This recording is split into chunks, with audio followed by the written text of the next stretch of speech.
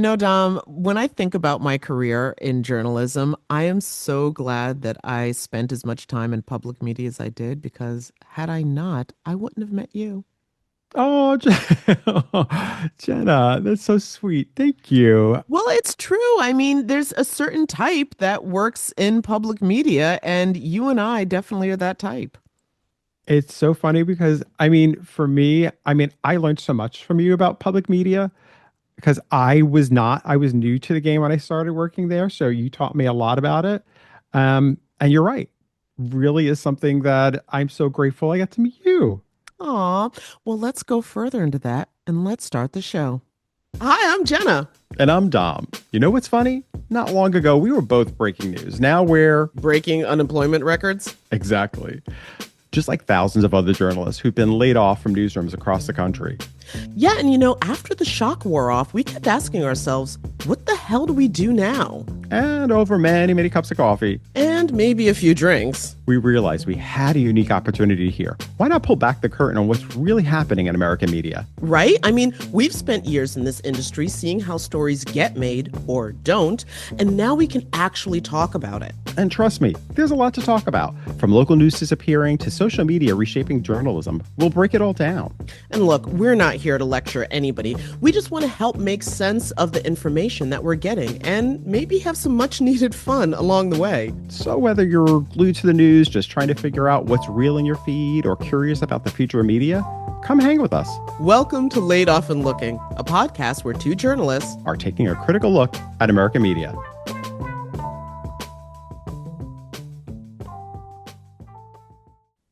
So, Dom, I've spent most of my career in public media. I talk about that all the time, but how did you end up in public media again? Well, I did not. I actually spent most of my time in broadcast. And what was interesting was I was in between jobs at the time and ran into, actually, it was me and our co-EP, Christina Timothy, and we ran into our former, he used to work, we all worked at the same place together. He was our boss, Dave Brown, and we were at Starbucks. And he had just told us that he got this job working for Channel 13 and he was looking for people to work there. And we both were like, actually, Christina immediately was up for it. I'll be real, I wasn't really sure at that time. I was kind of in a in between space. I wasn't sure I wanted to get back into Mm-hmm. working in Mm-hmm. journalism. Um, but I'm so glad I did because I remember I was like, you know what? Let me try this out. And ended up loving it because I think for me, what I was so used to doing a broadcast was the fact that you really had to do stories that were more.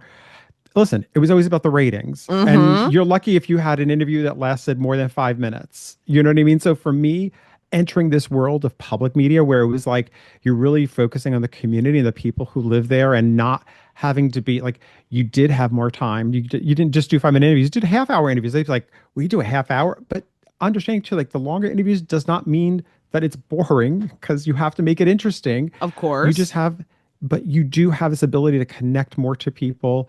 And that's what I loved about it and still love about it because I see the value, voices that never were really, you didn't hear as often on mainstream media. You know what I mean? Mm-hmm. But here you did. And the people who work behind the scenes also were very diverse and had this ability of hearing different opinions and I love the freedom. I love all these aspects about it. But I mean, how about you, Jenna? I mean, I'm really curious about you. Oh, I remember talking to you, like, I know from your Sesame Street, love of Sesame Street Yeah, and Muppet no. News. It had been yes, of course. I think I was hooked very early because those are just who my parents were, but there definitely is a draw to the Hmm. kind of work that you're able to do in public media that on the few times where I interacted with the more commercial side of journalism that I was like, yeah, this really ain't for me.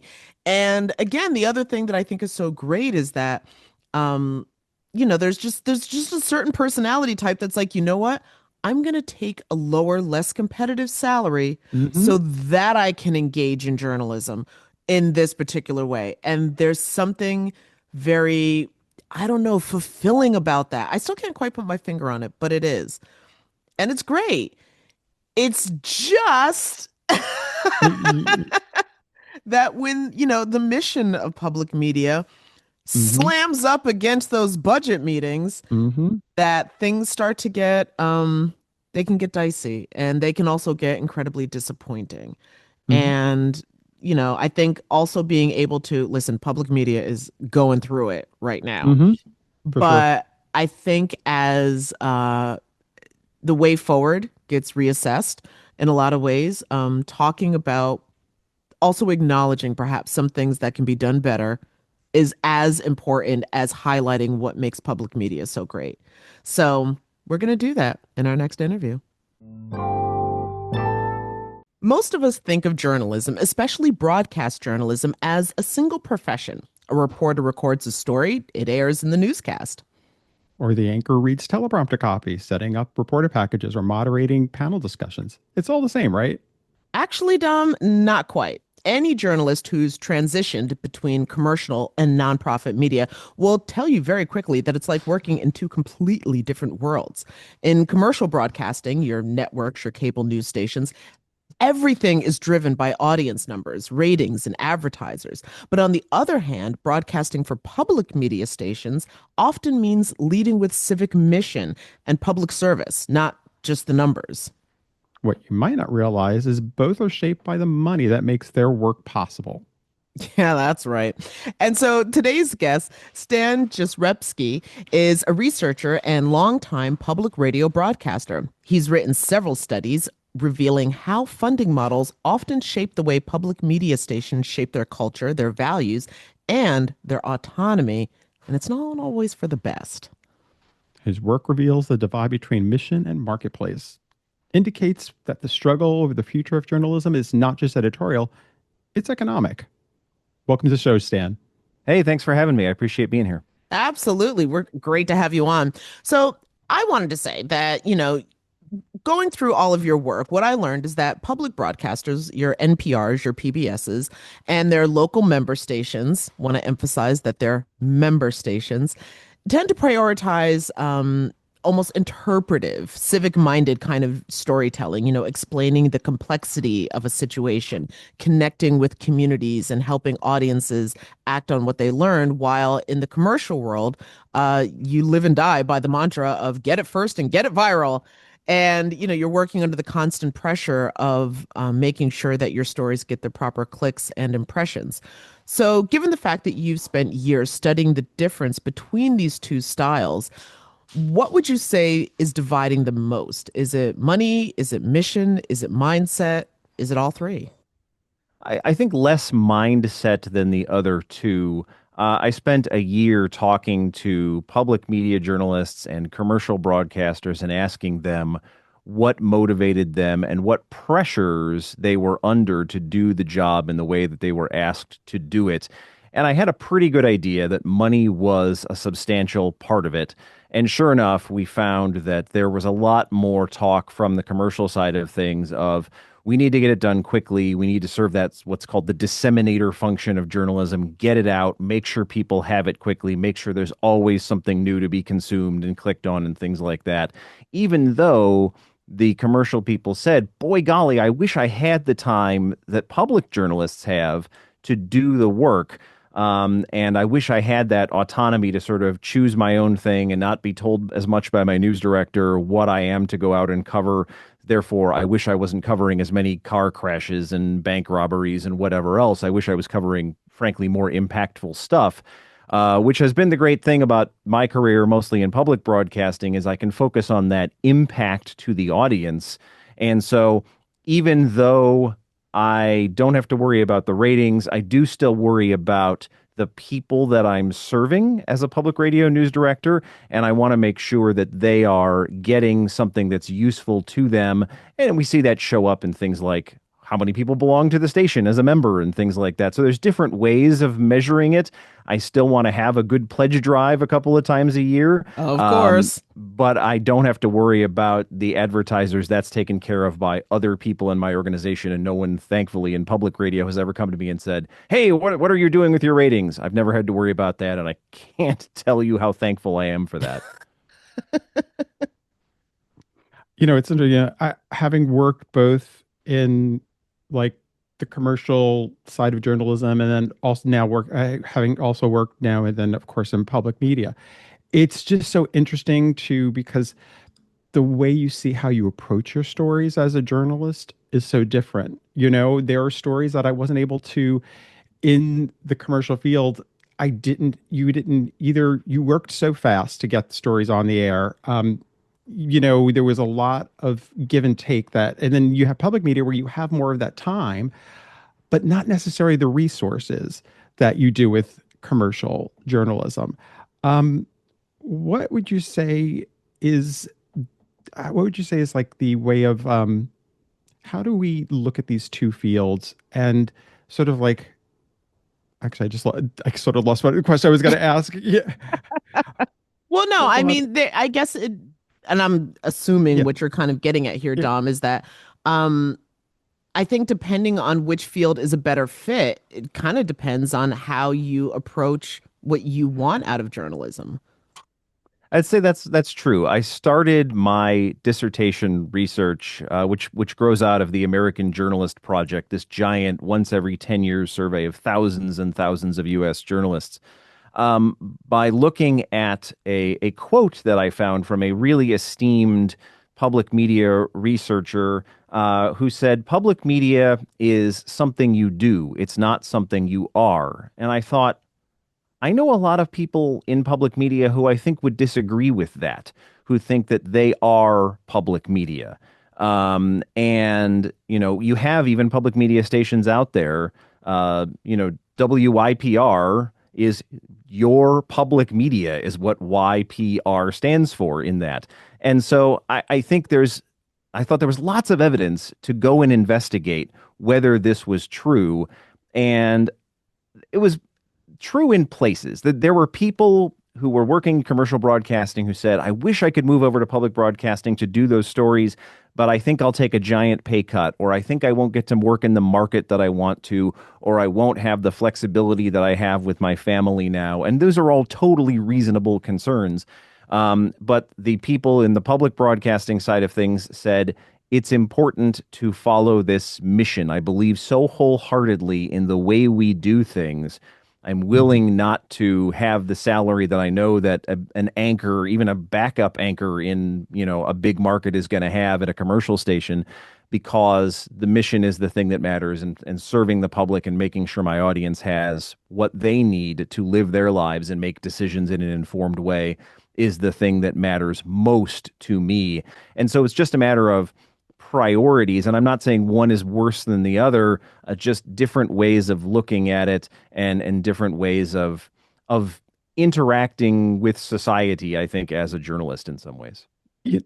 I feel like I connect more when working in public media. I feel there was more of a connection with the people I was doing the reporting for. You know what I mean? Like, you feel like you were doing a public service for your audience, for the community, and you didn't just see them as an audience. You saw them as people.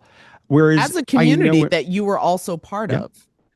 as opposed to, I mean, so do you, I mean, the thing is, there also the burnout is real when we're talking about working in public media too, because so much of it is done. You're putting, not getting paid as maybe like you said before, like the pay, you sort of make some sacrifices. There is a burnout too, because it's also you're serving so much for the community that how do you sort of it seems to become really difficult. Have you the studies and what you've found out, what do you think, Stan? Do you see like in terms of the burnout with people who work in public media, of like maybe also not feeling their work is always as appreciated, or maybe the fact that because there aren't as many resources, you are sort of, you know, again, burning out more? I think the burnout exists, the literature says, in both places. I did a study about a year ago about data journalists working in public radio newsrooms, which is a really bizarre concept when you think about it. You've got all these people who deal with giant data sets, and even some of our interviewees said this to me. They said, I'm really confused why I have this job. One guy who works on the East Coast said, numbers are audio poison, and yet here's this news organization hiring the guy with the 10,000 line data set. How does this work?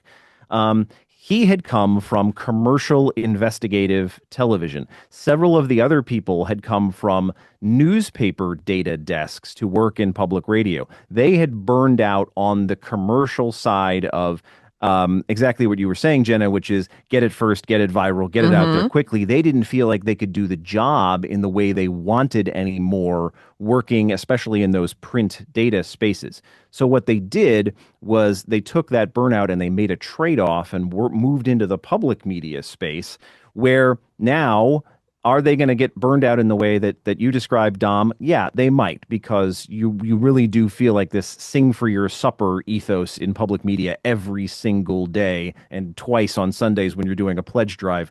And so the burnout is there no matter what. It's just a matter of how you want to be compensated, because there's a wonderful researcher, Rodney Benson, who works in New York, who studies public media and either is about to or just has come out with a book where he quantifies the fact that if you work in public media, you're probably going to win the lion's share of the awards. Like, public media just does the majority of the award-winning work that's out there, They and the do be numbers back cleaning it up. up at the local Emmys and the Edward R. Murrow Awards and Right. Peabodys and all that stuff. So the problem is you can't spend awards at the grocery store, right? No. They feel great, they look great on the wall, but you can't spend it in the same way you can spend the salary you're going to get in commercial media. So what is the trade-off you're willing to make? And that's what both sides of the equation are dealing with. That's, can I just say, a very hyper New York, borderline Brooklyn thing, and that is that I don't know, the aughts or whatever band TV on the radio used to constantly say you can't eat critical acclaim. It is true in a lot of ways. Exactly. But I want to pivot though, because what drew me, what at least got you on my radar, was that you had done a whole study about diversity in public media. And given, I mean, there's so many different ways to come at this, but I'll start with this.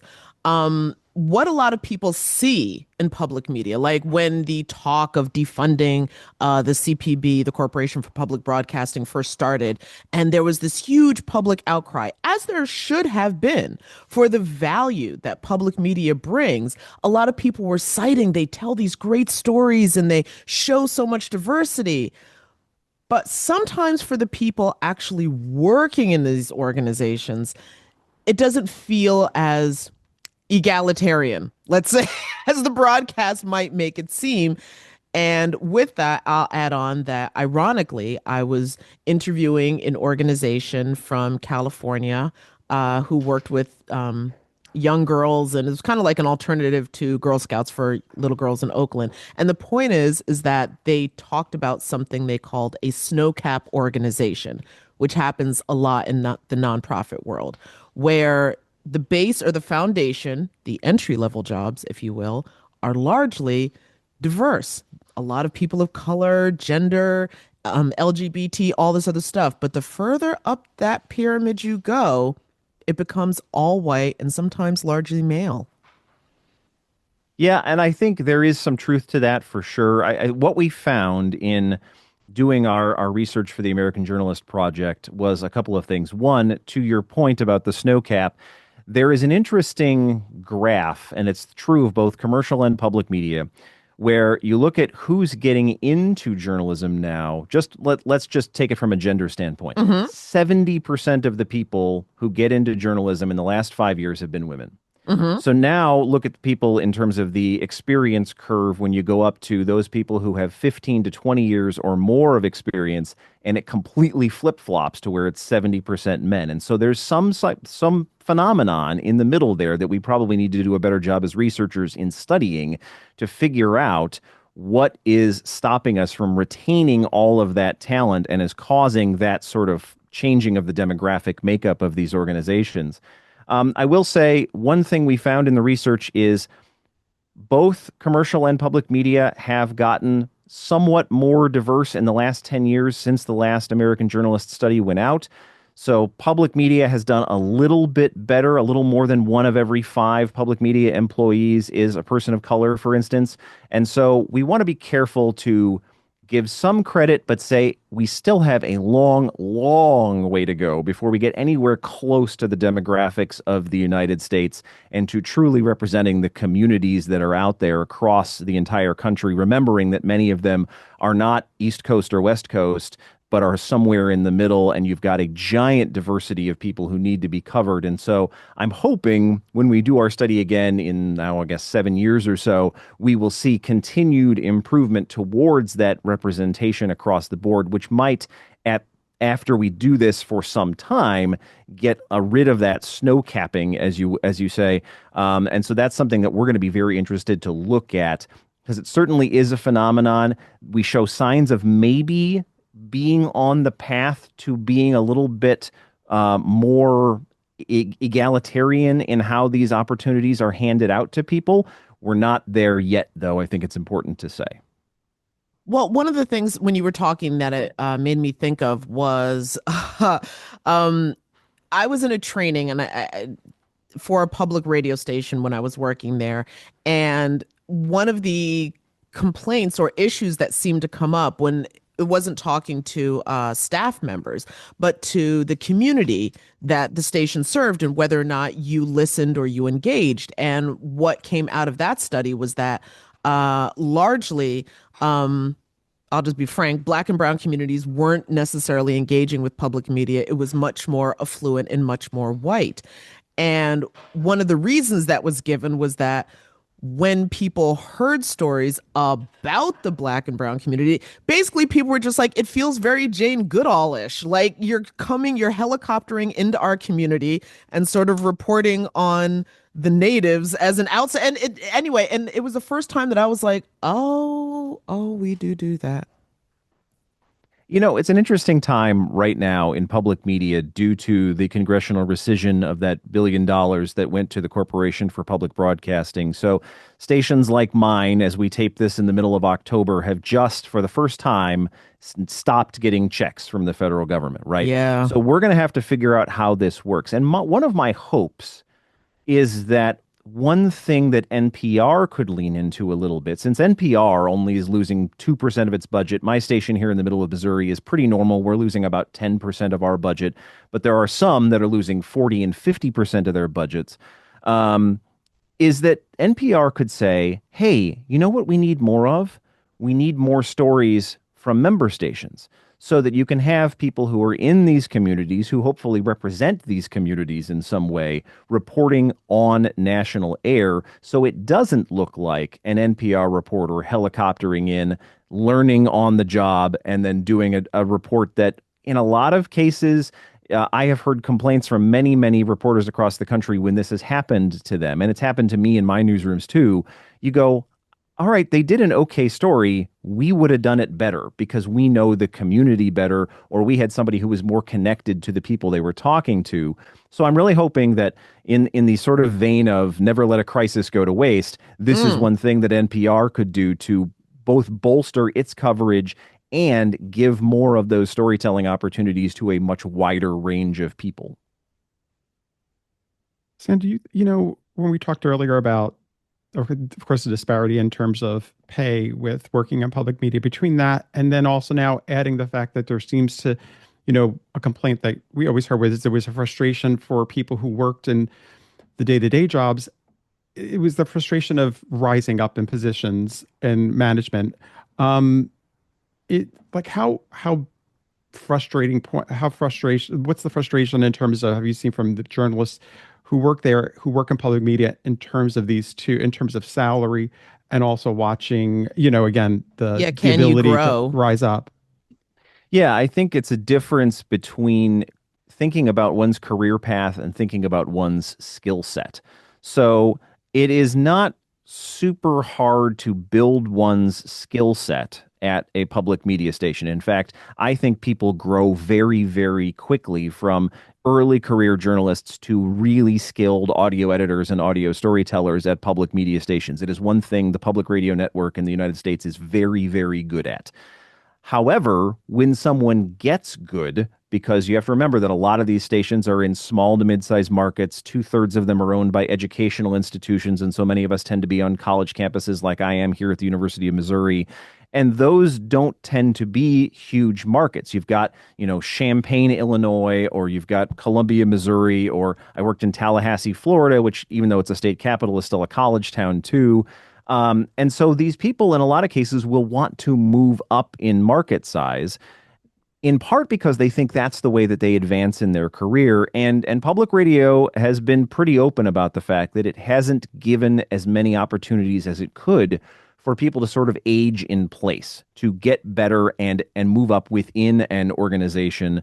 And so one of the things I've taken to trying to do in my current news director job, and this is the fourth different station, NPR station where I've been a news director, is try to be more intentional about using the skilling up as a way to then talk to my bosses, who thankfully have been very supportive of this, as saying, don't let these people go if they don't want to go. Hang on to them, try to find ways to get them different titles, promotions, have, sort of have this chain, this ladder that people can move up, because I recognize it is something that public radio needs to do better at.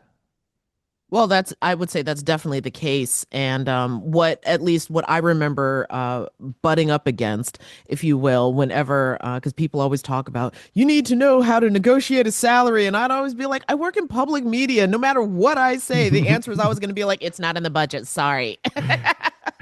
Yeah, you work for a university station. You're dealing with a giant organization that, even though the university is a 1.5 or $2 billion a year enterprise, because you've got 15 to 20,000 employees, everybody's getting a 2 or 3% raise, because even that 2 or 3% is a ginormous amount of money for these universities that own so many of these licenses. And so, to your point, yeah, it can be really hard to get more than just a kind of cost of living increase. Yeah, yeah, oh my God. But I also wanted to, I guess, question going back to my reference to diversity, at least when it comes to the organization and the reporting that's done, et cetera. Because what the reporting is showing is that America is becoming a much more diverse country than it ever has. And yet, at the same time, a lot of what gets produced by public media, and that can be for public radio and public television, often tends to skew towards, let's face it, the donor class. And the donor class in this country are the people with disposable income, i.e., richer, whiter people. And so, does that, I guess, in this moment of crisis, is that a chance to perhaps readdress and reconsider how the stations present, or what they're willing to put on the air, and which audiences they're willing to engage in?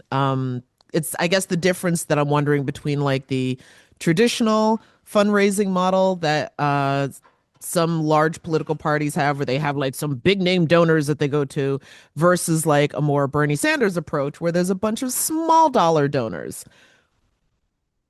Chicken or the egg So, here? well, I don't think it is a chicken or the egg, actually. I think so. You look at public media fundraising, Hmm. and what gets a lot of the press is the people who give those huge donations. Oh yeah. But the plurality of money, 40% of all money that goes into every member station in the country, comes from those small sustaining donors, $5 or $10 a month. They are the biggest source of money. And so that definitely is an opportunity to say, this is your public media station. You matter, even if you're giving $5 a month. And I think we should probably, as a system, lean into that ethos across the country, because not only does it have the advantage of being true, but it also has the advantage of probably being a much more sustainable philosophy. And public media has definitely benefited from the fact that it does have a much more diverse funding model. There are 6 or 7 streams of money that come into the average public media station, whereas the average commercial station, there's one source of money. You make money from ads, and that's it. Now, in some cases, that advertising revenue at a commercial station can easily outstrip all of the sources of money that come into a public media station. So there might be your chicken and egg a little bit. I think, though, that in terms of representing the diversity, you're right. I mean, the U.S. demographically gets more and more diverse every census we do. And we definitely ask questions of the audience that go to the idea of, do you think your local station, especially in its makeup of its journalists, is representative of the community? And by and large, people say no. Mm. They do say they tend to like their local coverage, whether that's public or commercial, but they also say, we're not so sure the people represent us, look like us, sound like us, are from here. And that's in part because journalism has always been sort of this transient business, right? People move from station to station, whether you're in commercial or public. So, how do we figure out, to your point, how to market what we are doing effectively to those communities? So, first, you have to make a decision to serve those communities. Then, you have to follow through on it. And you also have to do a little bit of marketing to say this programming is here for you where it might not have been in the past. And I think, honestly, that last part is where public media has had the hardest time, is making sure that the communities that might be interested in the programming know that it's there. And so this is why you've seen fits and starts. You've seen some successes. Like you look at things like It's Been a Minute, you look at things like Alt Latino. These are by journalists of color, in large cases for people of color, and Hmm. those have been successes. There have been others, though, when NPR a year or two ago had to lay off a bunch of people, one of the things they cut were about four different podcasts, one of which was aimed at, for instance, queer Black Americans. And so here are two groups of people that the public radio community was trying to serve better, but pretty clearly that podcast wasn't well known enough in these communities to be enough of a revenue generator to stay on the air. And so it's kind of two steps forward, one step back in how public media has done that. And I hope that they do take this moment to reassess not just what do we create programming wise, but can we do a better job of being on the ground, telling people how to access it and why it might be useful to their lives? God, I wonder, and Dom, I don't know if you're thinking about this as well, but in a moment of crisis like this, when so many people are dealing with their loss of sleep, which for some of the stations has just been catastrophic, and I do want to definitely underline that is there room for that kind of like can you creatively think in a crisis, which I know isn't the point of this conversation, but it feels like, my God, if there was ever a time to just let's start trying and see what works, now would maybe be it. I mean, I think it really depends on where you are funding wise. Mhm. If you're a station like ours that's in that normal 5 to 10% range that a lot of stations are in, we will figure things out, I think. If you are like a lot of the stations in Alaska, for instance, where the Alaska Public Radio Network has been king forever, because just imagine trying to deliver a daily newspaper to a place the size of Alaska. It's Mm. an impossible task. So, public radio in Alaska has been something that the populace there has relied on for decades and decades. And yet, you look at the map of who's losing 40 and 50% of their funding, it's a lot of Alaska stations where this is an emergency lifeline and an emergency news source in a lot of cases to the people there. I mean, you want to talk about a place where public radio does great public service. It's Alaska. I'm doing a study now on actually a station in Alaska trying to figure out what it's going to do. They're down to one journalist and like three full-time people, and this was before the rescission. So what's going to happen to them after the rescission? That's a station that probably doesn't have a lot of time or money to innovate. But I Mm. think those of us who are in the normal 5 to 10% cut range still have that ability. And I hope, to your point, we take this opportunity to sort of reassess and go, are there any resources we should redirect so that we are really being able to make the point to say we're considering all of the things every afternoon, right? Well, yeah, because how do you develop, if you're looking to expand and bring in an audience and develop that relationship with that audience that is outside of the bubble that you've been serving, how can you develop that relationship with people if you're not investing in it? Because we all know sometimes it takes that slow growth to get there with the audience. It was interesting in the study work that I did with the Public Media Journalists Association about diversity in public media. One of the things that came up over and over, and this was not a question we asked specifically, so people had to come up with this on their own, and it came up 20 or 30 times in our survey, was people said, you know what our station needs to do better at? Community engagement. We need to do better about being out in the community, hosting events, talking to people face to face. And further, if you look at what Jay Rosen did 30 and 35 years ago about the first sort of idea of like being a public servant sort of news organization, the other part of that is not just go out, ask people what they think, admit if you're wrong, because what Jay Rosen found was that a lot of stations and a lot of newspapers in that case thought they were doing one thing and the audience thought they were doing something totally different. So you go and you admit that you might be wrong, you listen carefully, you try something else based on the feedback you get from your audience, and then you still have to follow up at the end of that. You still have to go back and say, here's what we tried. Assess for us whether you think it worked.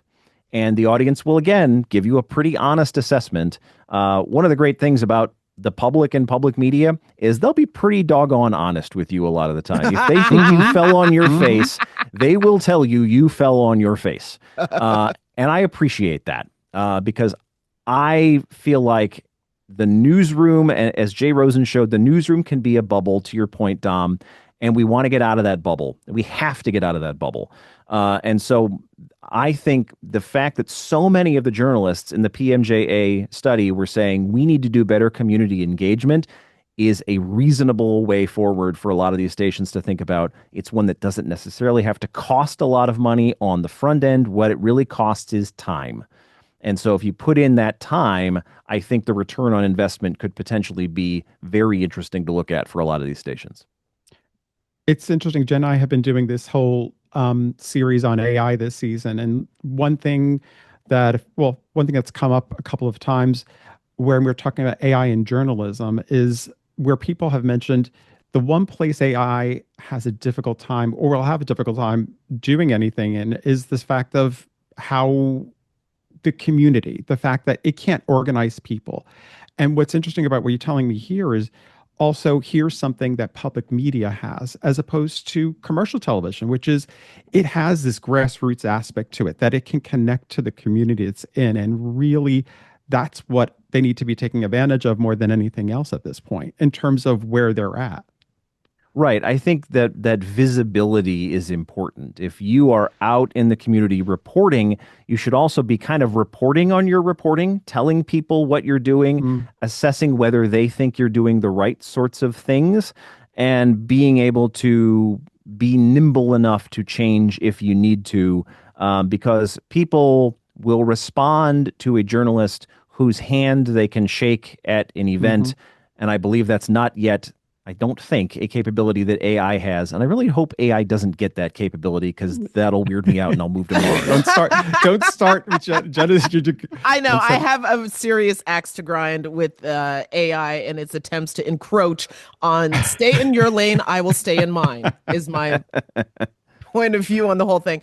But no, I definitely agree with that. There have been numerous times where, especially when I was working in when I say upstate New York, it's a very controversial term in the state, but outside of the New York City market, covering the other public media areas, and as not just showing up to report on stories, but also showing up as a woman and a person of color to report on stories, I cannot tell you how many times people either flat out said, or I could completely sense the shift in like, oh, I can actually tell you my story.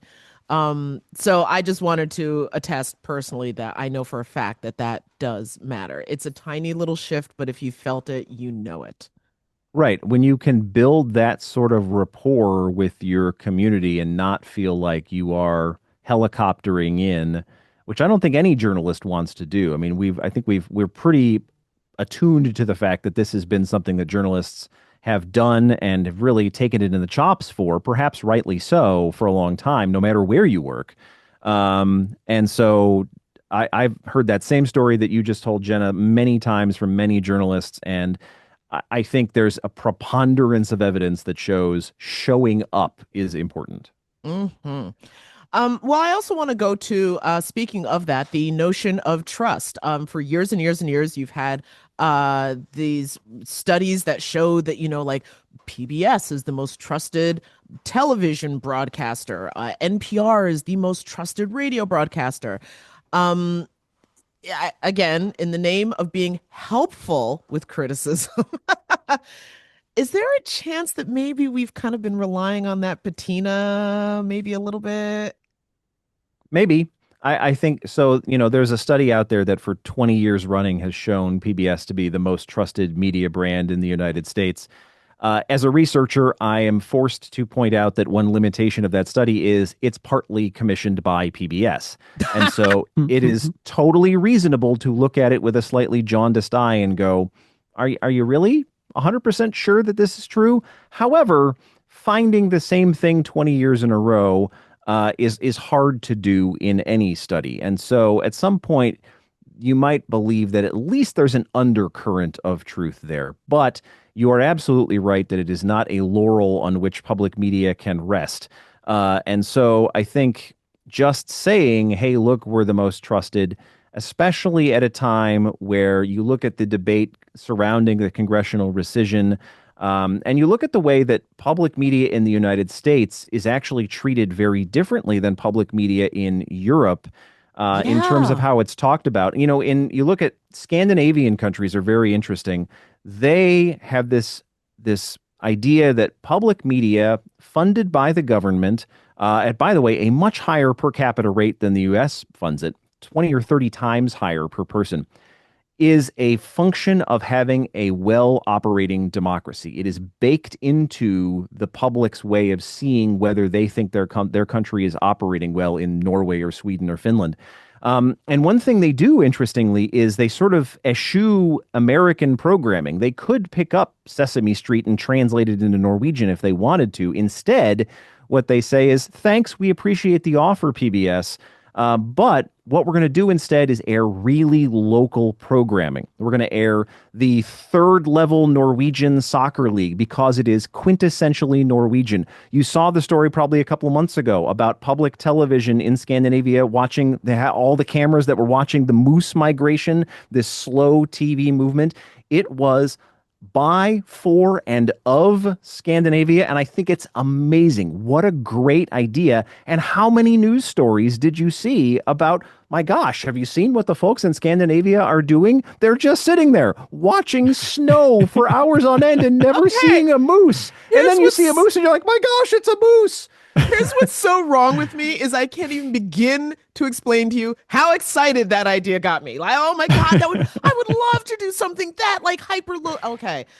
Yeah. Um, So this is the sort of way that we could take that trust idea and actually translate it and say we are producing things that really matter to this community. And I think a lot of the public media stations in the country do actually produce programming that is very, very local to where they are.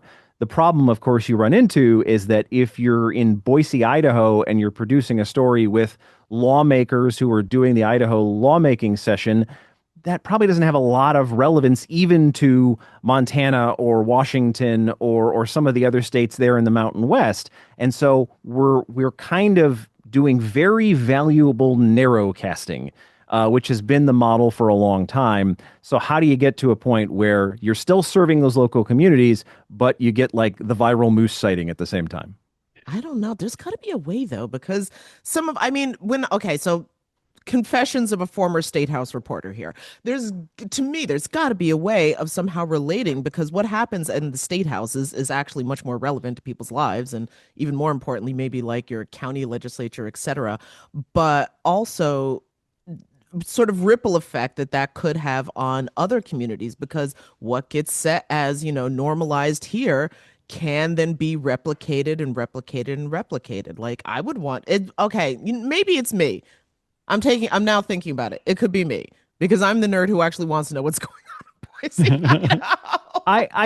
I think there are a lot of people who care a great deal about what's happening in their state legislatures, especially as, to your point, state house reporting is one of those things that has diminished tremendously in the last 20 to 25 years. You have so many fewer state house reporters, so many fewer watchdog journalists because just fewer news organizations are investing in that. And so you have more pool reporters who are reporting for multiple places. So you get this kind of sameness because it's the same story that gets put out several different places. And so those folks who are investing in the State House reporting, I think, are worthy of our time. And in a lot of cases, it's still public media stations. We have even if it's students like we have here, we have this wonderful cadre every spring of University of Missouri School of Journalism students, a couple dozen of them who go down to the State House in Jefferson City, which is about half an hour south of us. And they are probably the largest single media organization worth of reporters there. And then what we do is we send the stories out to a whole bunch of different newspapers around the state. And so, thanks to the help of the Missouri Press Association, we get to still have that robust State House coverage. And you look at the fact that, there are things that happen in state houses that do get shared and do get noticed. And I think if we looked more for those things and then looked for patterns in them from state to state, then you could show, hey, look, the public media people have really been on the job in all of these different places, and they're kind of finding some of the same stuff. And so now it's this trend story that has gotten from narrowcasting to an audience of us here in mid-Missouri to, oh gosh, I noticed this is happening in Helena. I noticed it's happening in Sacramento. Exactly. Okay, this is my little bone to pick. I'm going to let it go after this or not. But I remember seeing an episode of John Oliver's show, and I understand Last Week Tonight with John Oliver has unbelievable resources, but they actually did a story about how some of the lobbyists were basically giving state legislatures like a blank slate, just like fill in your name here, here, right, here. Model legislation. Exactly. There you go. And I remember thinking, I'm like, man, I bet if we could talk to each other better, we also could have broken that same story But also in a it's more finding cohesive way. But it's also people knowing that it exists. This is totally, it sounds off mark, but on social media, there are the people who follow. There's a bar in Florida that they have cameras all over their bar, and people have an opportunity to watch everybody in the bar hanging out. There's 3 levels of this bar, and the cameras are there, and people online watch this for hours. There's like over 1,000 people in a room watching this. And people find it because they're on TikTok or they're on Instagram or they're on YouTube. That's where they stream this. And I guess I say because there's access to it. And I feel like when people, if they know something exists, people will go. People will follow because people actually might be much more interested, Jenna, and when you're talking about state politics, and then if they actually know it's there and they can find it versus not. Does that make sense? It's like you need to have to know Sometimes that I it think exists. in the chase for, clicks or viralness or something, we can miss that. Exactly. And I think there's a difference there between reporting and journalism. So that's media creation. Is it journalism? No, there's no analysis or context being added to that. But is it entertaining to people? Sure. And could public media maybe do a better job of being entertaining to people? Yeah, I think that's not an unfair criticism. Speaking of being entertaining to people, I'd be remiss if I did not point out the fact that you and I both speak in a very particular type of cadence. Words are enunciated in a very specific kind of way. And that is something that, I mean, again, the NPR sound is a punchline on SN. How have we earned that? Because my God, have we earned? I think we have absolutely earned that. You may have come up in the same sort of journalism reporting tradition that I did, that idea of sound like you're from nowhere and the Cleveland accent, as some people call it. And so I grew up near Chicago, and I never really had the really thick Chicago accent that some of my family members have that you can hear in the A's and the O's of some of the words. So I didn't feel like I ever had to really beat it out of myself. But what I've had to do for absolute sure in my move from commercial to public media, I was working at WGN in Chicago, and I went to be a public radio news director in Bloomington, Indiana, was I had to just slow way down. My editor, the late great Ken Barkas at NPR, constantly had to remind me to slow down. But I'm like, but Ken, I can get so much more of my script in if you just let me talk at the speed I normally talk. And he's like, no, it's just not going to happen. So the slowness leads to the enunciation, I think. And it does lead to people, even my wife will from time to time say, "You're using the radio voice again." Um, and that's when I know to just kind of sit quietly. Well, that is a criticism that I've heard time and time again. I guess finally, because we're running up on the end of our time together, and we always ask our guests at the end of all of our conversations is how did you even become a journalist? What drew you to this thankless, low pay, long hours, but yet just inextricably drawn to career choice? I think, especially in this day and age where we have studies that show that people who come out of college today aren't just going to have 5 to 8 jobs, they're going to have 5 to 8 careers in their lives. I am the diametric opposite of that. I knew from the age of about 16, sophomore year in high school, that I wanted to be a journalist, and I have followed a fairly narrow path in doing that ever since.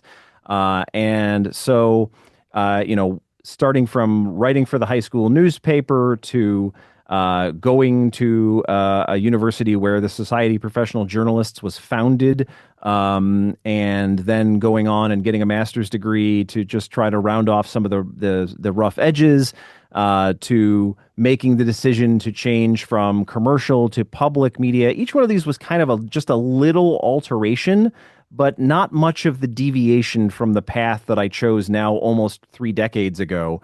And so it's interesting. And now I guess now the academic side of it of doing journalism research. So I can't seem to quit it. It doesn't there. I won't say there hasn't been burnout, because there has. But there are ways to reinvent oneself and continue to be invested. And I still care very deeply about journalists and journalism. And people asked me when I was doing my PhD, "Hey, are you sad to not be a full-time journalist at the moment?" And I said, "No, I'm actually not. I'm pretty happy, because I still get to learn about it. I still get to talk to people who do it. I still get to have my own hand in shaping the discussion about journalism, which I think is as important as it has ever been in human history. And so, no matter how I get to do that, I think I get to keep being on that same path that I was as a wide-eyed 16-year-old. And that's really a great thing. And I the days that I feel burned out, I kind of look back on it and go, I'm really pretty lucky at how this has all transpired. And I've been lucky to have good mentors and good colleagues and good luck, just honestly speaking. And so I dare not look that gift horse in the mouth. Do I have your permission to take that last statement for our own mission statement? Because that's pretty much the same thing. That's pretty much where we were coming from as well. Sure. And Stan, look, what's your hopes for public media moving forward? What do you hope to see? Wow. People have asked me in the last couple of months. So we were doing orientation sessions here at the University of Missouri for freshmen who were just coming to school and trying to figure out how they wanted to be involved in the media. And I had a young woman come up to me and say, I've been one of these backseat babies my entire life. Every time I drove around with mom, NPR was on. And I need you to tell me as honestly as you can, she said, is public media going away?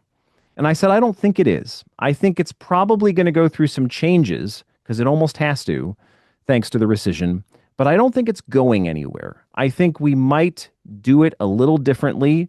Hopefully, we do it a little better going forward, and hopefully, we serve our audiences better. Hopefully, we give opportunities to more people than we have in the past to do programming that resonates with them and with their audiences. But I don't think public media is going anywhere. I hope we really can use the idea of never let a crisis go to waste. It'll be interesting to see if, when we get a new presidential administration in a few years, if we get to a point where we have federal funding again, because again, there are plenty of countries out there where the whole of the society believes I'm willing to pay a fair amount to have public media to represent this society and to be that sort of watchdog. We're not there at the moment in the United States. I'll be curious to see if we get back to that. Nothing lasts forever. Stan, thank you so much for joining us. This has been, I think, an enlightening and at least for me, affirming conversation about my weird obsession with all things local programming.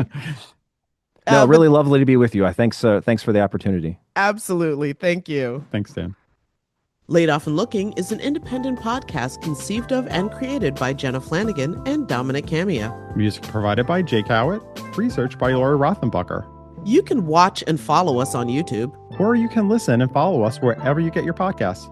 And if you have any questions or suggestions, we want to hear from you. So leave a comment. We do check them. Or reach out to us anytime at laidofandlookingpod@gmail.com. New episodes every Friday.